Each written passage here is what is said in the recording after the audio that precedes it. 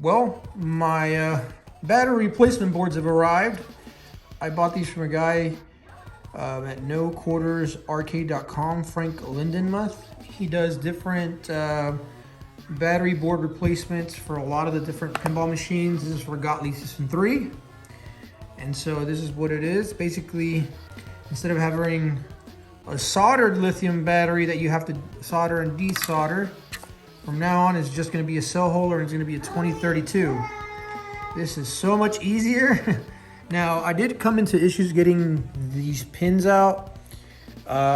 So I cut the leads and then I try to get the pins out, and I got them out, but there was still a little bit of solder left over in there. Let's see if I get that to focus.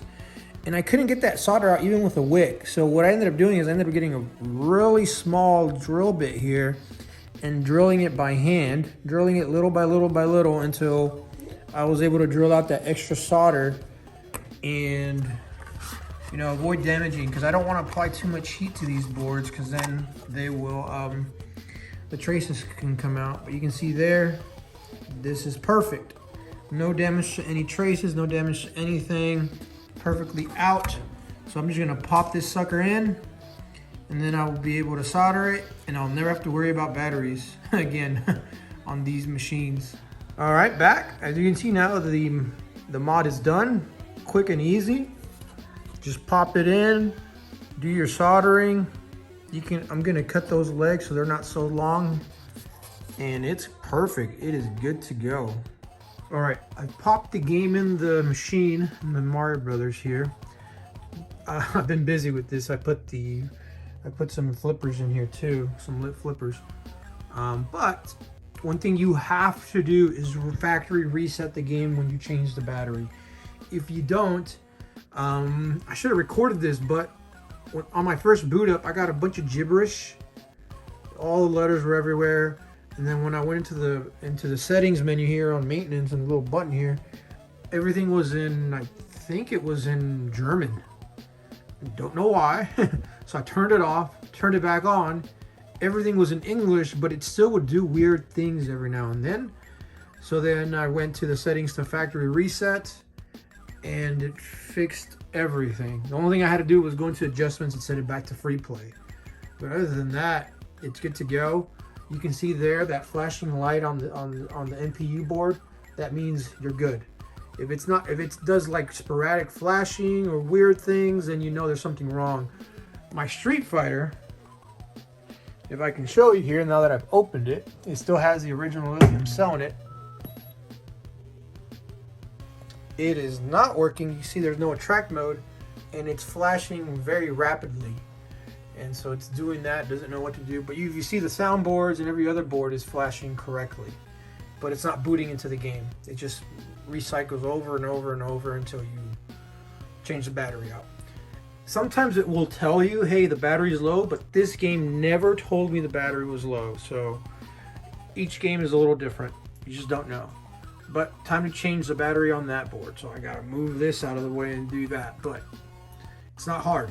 Very easy. All right, I've got the second board out. If you're familiar with Gottlieb System 3s, they use these type of connectors there. These little tabs. I just grab a pair of pliers to close them and then pull them out one by one. You can do that carefully. You won't break them. It's pretty easy. I know there's a specific toolkit for this, but I just do it this way. Now I can say that this battery has been replaced at some point. You can see the soldering there was done. They didn't clean up the residue from the flux as good. So I'm gonna take all this stuff and put the connector. Luckily the board's in very good shape, so there's not much to worry about other than just flow the solder, pull out the battery, and put the new one in. So let's go ahead and do that. Not sure who did work on this previously, but you can see there that they put way too much solder on the top. It only needs solder on the bottom, and you put enough on the bottom, it'll flow its way down. So I gotta clean this solder off because that's way too much solder. All right, so I just turned it on and it went beep, beep, beep, beep, beep, and went crazy. Didn't do anything. I tried to reboot, but it didn't. did it again a second time, and it finally booted in, and the LED lit up correctly. So don't panic the first time when you do a battery change, because sometimes that's normal.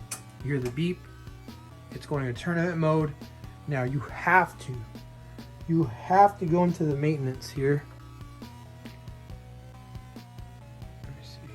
I'm gonna go to,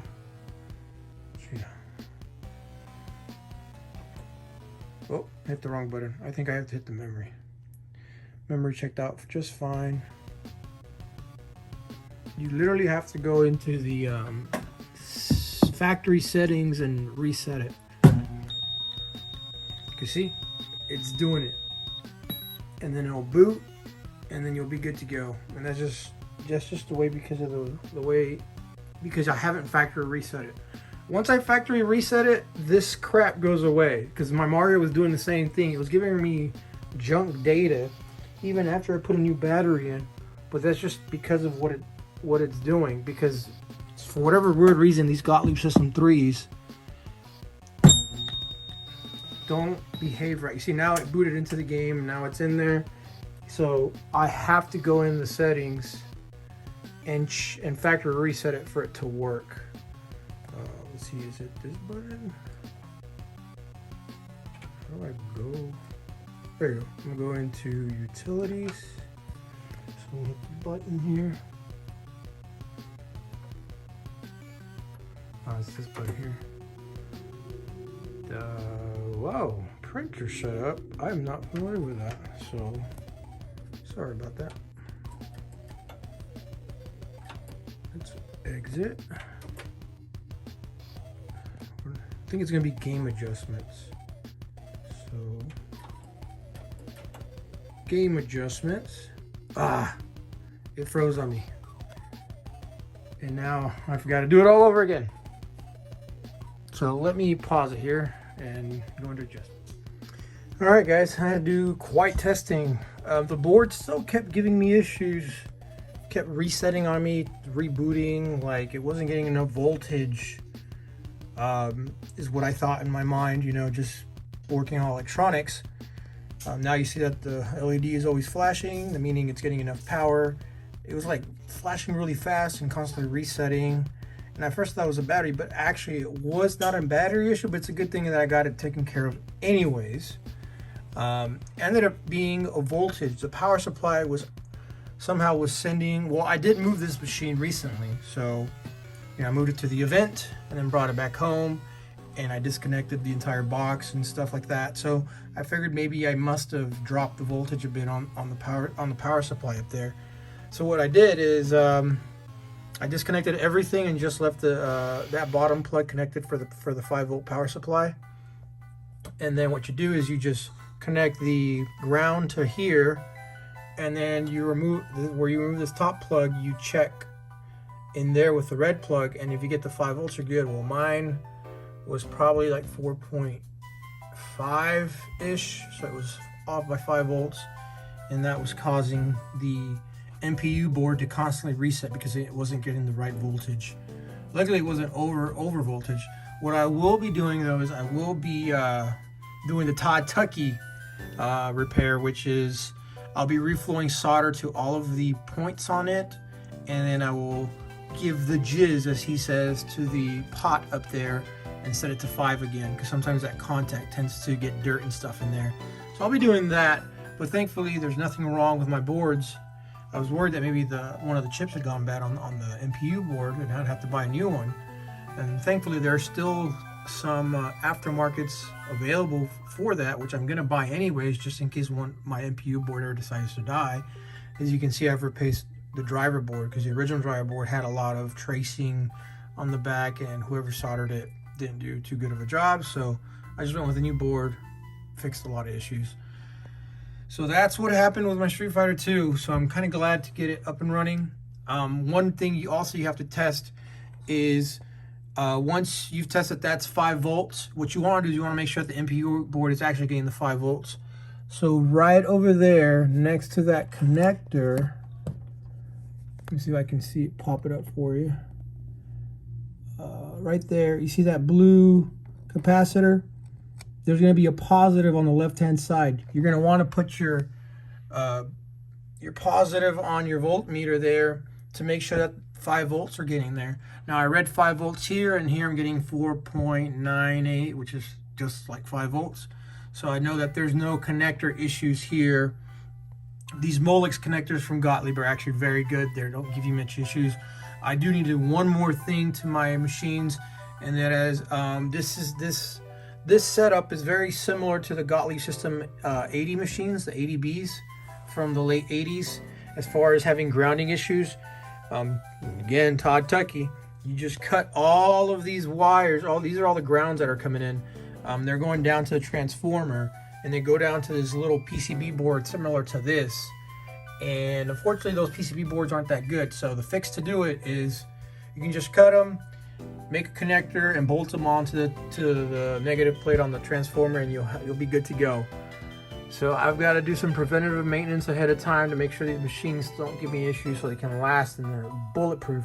Don't get me wrong, they're already bulletproof, given the fact that this has been around since '92, and this machine has been able to remain in really good condition. So props to Gottlieb making a really solid system. It's just doing a little bit extra things to make sure that these boards will last much longer. So I'm going to have to do the Todd Tucky reflow fix and add the jizz there, and then I'll do the ground mods on this. That will be sometime later. I don't got time today. I don't know if I'll do another video about that, but as you can see, those battery boards are really awesome. They don't interfere. They look really stock there, and it's just get a little screwdriver, pop it out, and you can change it to a new battery. It had to be done anyways. I was gonna do it because this battery was about dying, any time. But glad it was just an under voltage issue, not an over voltage. So we're finally good to go. And you see, it's still flashing and hasn't given me any issues. Here's my Evo board for the Penta DMD, and it's working fine. So finally got that fixed. I'm gonna check my Mario Brothers to see if Mario has that issue too. Well, it doesn't have the issue, but make sure that the pot now is set correctly. Like, I don't have any idea how this stuff works as far as pinball knowledge. I'm basically going as I see issues come up. I have no background in this, so I go off of forums and people posting stuff and getting references. Thankfully, I went off a reference from Todd Tucky doing a System 80B, and this is very similar to that. It has the same power supply, it's just different connectors. So I went off of him and was able to figure that out, and that resolved the issue. Just a bit of intuition, so you never know.